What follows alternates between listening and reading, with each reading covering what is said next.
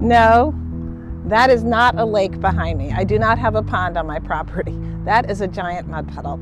I have been away for a few days, and in these last few days, actually since before I went away, and every single day since, we have been pounded with rain. I mean, a lot of rain.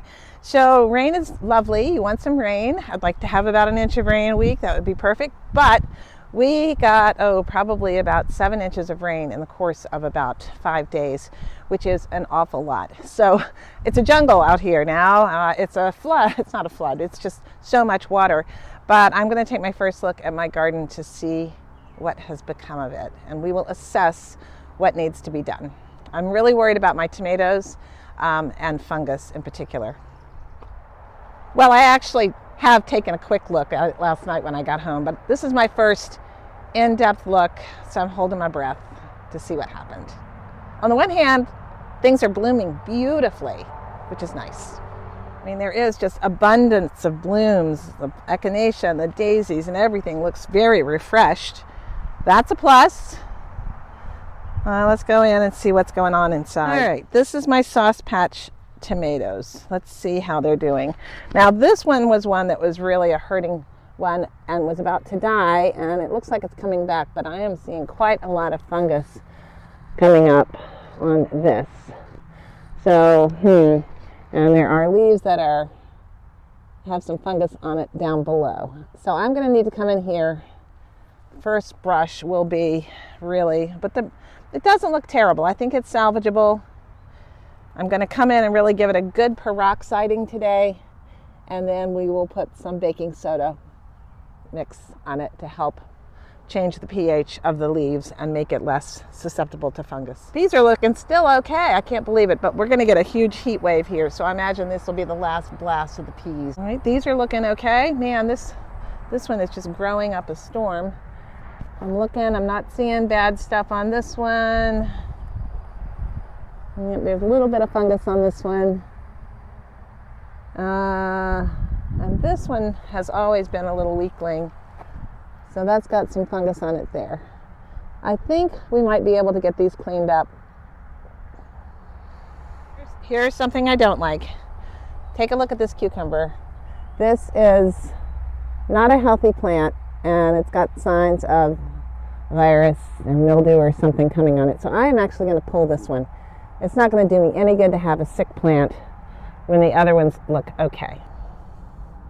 But these cucumbers are surprisingly holding up. I will come in here with these cucumbers, and I'm going to be putting some baking powder mix on these as well.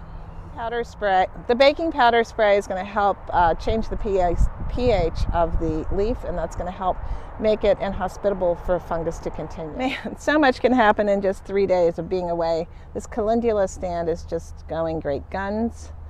Beans are growing. Potatoes are ready to harvest. These tomatoes are looking okay. This is a Mariglobe, and it does have some bottom leaves that don't look perfect. All right, it's better than I thought, but I'm still going to come in and do a lot of cleaning up and prevention. And here's my squash plant. I'm going to be coming out and working on that. I'll do a video of how I'm going to treat these. I've got my beans coming up here. Peppers look okay. All right. So overall, I'm going to say we dodged the bullet on that so far. Of course, it's still possible. They're calling for more days of these volatile weather where we get these big, violent gully washer storms. Nonetheless, now that I'm back, I can keep a much closer eye on this garden. Every growing season has its challenges. Last year we had a very dry growing season, and that made it tough. This year we had a very dry spring, and then we got a very hot, big and cool spring. Then we had a big burst of heat in mid-April, which was kind of crazy. It went up to 90, and then it got chilly again, and then it started raining. And then now we've just got all this rain.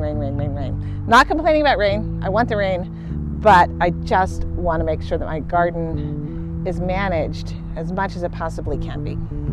I'm not a laid-back gardener in that respect. I'm not an uptight gardener, and I don't get obsessive, but I'm not totally laid back and laissez-faire about my garden. I don't think you can be.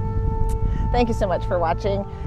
Stay tuned. I'll show you how I'm going to treat these tomatoes and what I'm going to do with those cucumbers and all other things now that I am back for a while. Thanks for watching. Take care.